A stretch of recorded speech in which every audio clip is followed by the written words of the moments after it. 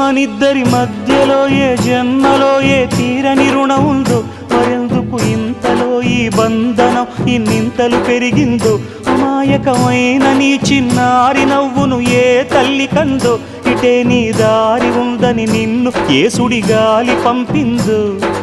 పాపం పుణ్యం దేవుడికెరుక, పేదకు దొరికిన బంగారు కణిక, పాలు వెన్నా లేవని అనక ప్రేమను తాగి పెరగవెసిలక.